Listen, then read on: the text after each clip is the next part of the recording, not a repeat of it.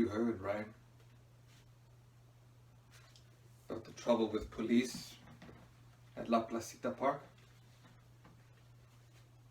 Oh, so you haven't heard? Well, let me tell you. Things are rotten. Me? Maybe you're thinking, why should we listen to this guy? Who is he? And where did he come from? Let me tell you. I was born right here in the barrio. I went to school here. Ask anybody. They'll tell you, Francisco, he speaks the truth. I write for La Opinión. Maybe you've read my articles about violence against Mexicans here in Los Angeles. About the deportations. But what do we care about journalists, you ask? Here in California, everybody reads La Opinión. You want to learn the news from Mexico or Mexicans living here in California? What else would you read but La Opinión? Maybe you don't want to get mixed up in anything, huh? You don't want any trouble? Well, I'm afraid it's too late for that. The trouble has already started. It's 1931, and there's a depression. A lot of people are out of work, and they gotta blame somebody, and we're it. Let me tell you what I saw at the park. Now, La Placita is the center of our community. Everybody goes there to see everybody else. Family, friends, neighbors, compatriots from the villages in the old country. I think that's why they raided the park. They knew it would get everyone's attention. I was sitting on the side near the train station. Myself and a few guys from a construction site, we were having coffee and talking. You know, they just got off work. The guys, they were flirting with the women from the dress factory. They just got off too. And it was such a fine day for February. In the park, it was packed. Somebody somewhere was strumming a guitar, and the abuelitas, they took their babies out for fresh air. Oh, and the food that the vendors were selling. Oh, it smelled so good. It made your mouth water. And the children playing after school, eating flavored ice and fruit. All to win like this.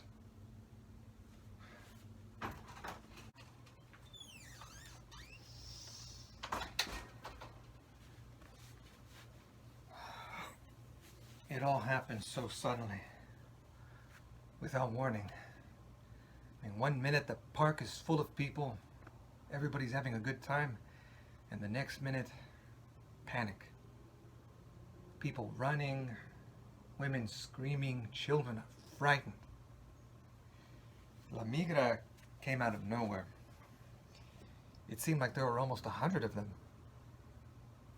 At first I noticed there was a man walking in front, holding a nightstick in his fist and slapping it against his other hand. And then maybe 8 or 10 men in uniform, walking right behind. They entered the park slowly, followed by rows and rows of others. Federal officials, county sheriff, city police. I mean, to me, it all seemed like it was in a movie. Like they were all moving in slow motion.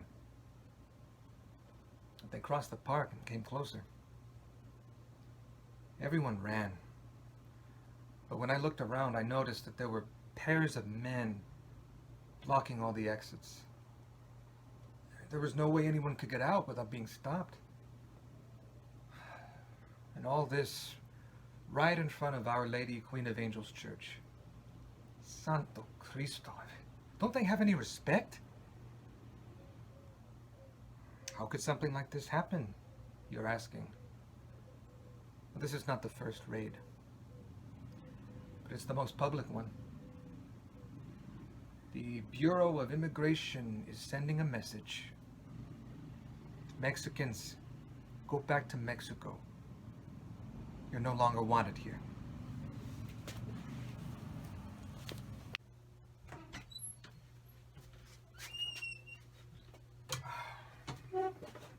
Maybe you don't understand why they want to kick us out. That President Hoover, he hopes to shore up support from the unions by deporting low-wage workers. And here in LA, they're orchestrating these sweeps, picking up citizens, people with papers, children that were born here, and others without documentation, and quickly sending them back to Mexico. You know, there was a raid in San Fernando on Ash Wednesday. Yeah, you read about that one in the paper. I mean, even the lawyers at the LA Bar Association condemned their behavior. That doesn't stop them, though. Now, you'd think the unions would protect us. I mean, after all, we're workers, too. Some do, and not all. The American Federation of Labor wants Hoover to deport foreigners, saying it will create jobs for the real Americans. As if I'm not a real American. I've been here 35 years, a citizen. I vote, I've served in the army, everything. And here in California, the American Legion and the veterans of foreign wars want the Mexicans out. Foreign wars. My cousin Jesus died at Verdun. Foreign wars.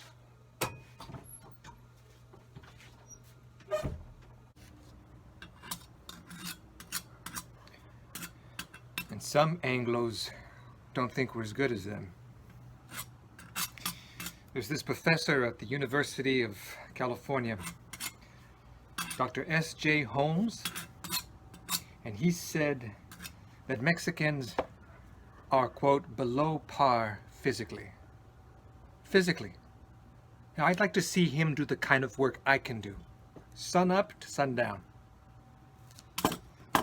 And in intellectual capacity. I have an uncle that's a doctor, and his son is an engineer. You know, in America, no matter what our qualifications, they only want us for the pico y pala, the pick and shovel work. They call us sand people, as though Mexico had nothing but hungry campesinos. And the other newspapers and magazines have whipped up this anti-Mexican hysteria, as though we're the cause of the problem. You believe me, if they threw out all the Mexicans from the country, there still would be a depression. It didn't start with us. But the atmosphere is poisonous right now. And Hearst has always hated Mexicans. And whose newspapers, they publish terrible lies. And the Saturday Evening Post ran this series on how foreigners are destroying the country. I mean, who do they think founded this country? Unless you're related to an Indian, you're an immigrant. Let's face it. Mexicans are hard workers. I mean, we'll go anywhere. I should know. I have family all over this country. My Uncle Fernando and his sons, they are picking beets in Minnesota. And my brother, he's in Kansas. He lays the railroad tracks. My Aunt Dolores and her 6 brothers work in a meat packing plant in Chicago. I have two cousins, my father's side. They're mining coal in Oklahoma. Oh, and I got another cousin, works the assembly line. Makes cars in Detroit. I mean, we're everywhere. You don't believe me? The consulate says more than 25,000 Mexicans work in Chicago alone. And that's not to mention Detroit, Gary, Omaha, and Pittsburgh. I wrote an article last week, interviewed somebody from the YWCA in St. Paul, Minnesota. She asked me, how in the world do Mexicans get all the way up here? So I told her that if you got work, we'll come and do it. That's all we want, is work. Enough to feed our family and maybe a little dignity. You know, when I worked at the railroad station, I saw a sign on the door of a restaurant. That no dogs, negros, or Mexicans. The movie theaters, they had us sit upstairs in the balcony, away from the Anglos. Even our kids in school. When the bus carried the white children to class, our Mexican boys and girls had to walk. Well, my daughter told me that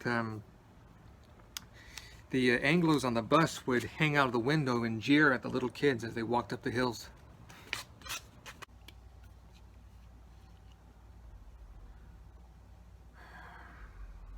So this afternoon at La Placita, after La Mira came in, you know what I did?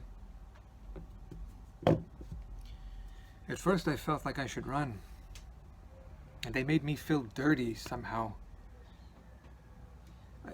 Then I got angry. I've done nothing wrong. The cops, they treated us as though we were guilty of something, just for living here. They pushed and shoved, no respect. They arrested anybody who didn't have any papers. Even those that were here legally. They just took them away. Over 400 people. Someone said they had a train waiting for them to take them deep into Mexico, away from the borders, so they couldn't easily return.